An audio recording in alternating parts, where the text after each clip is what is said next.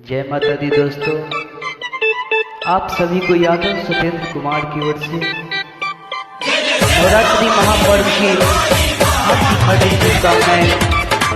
जय माता दी। मेरे सॉन्ग आप सभी को अगर पसंद है तो लाइक कमेंट शेयर कीजिएगा। जय हो।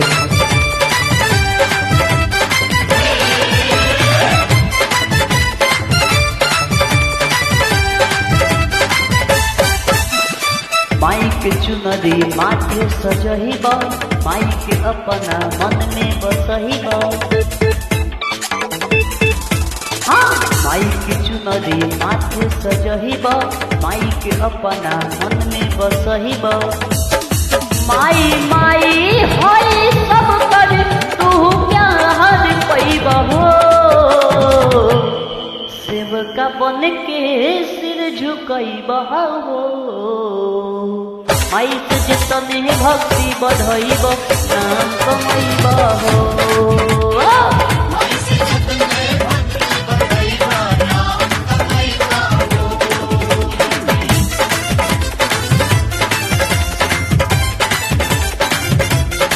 जय हो।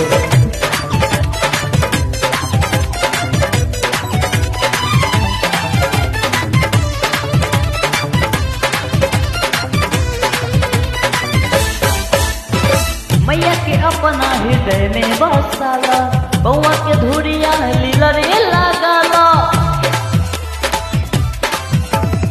बेटा के फर्ज धर्म तू निभाला, माई से बदले में हर सुखवा पाला। भक्ति के देख शक्ति के भंडार हर पैबा हो, सेवका बन के सिर झुकैबा हो। माई से जितने भक्ति बढ़ाइब नाम कमाइब हो।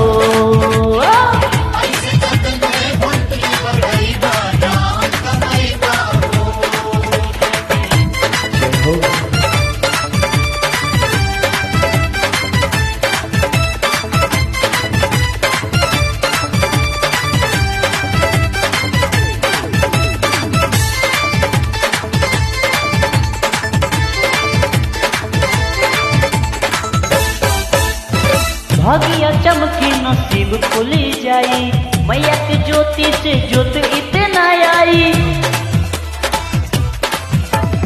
जिंदगी जुगुन मिलोन जगमगाई, जवन मंगवती है तो के माई।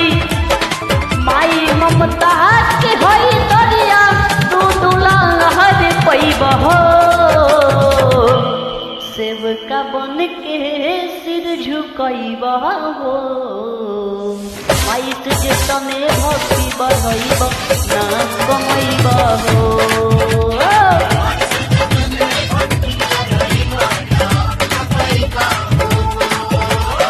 जय हो।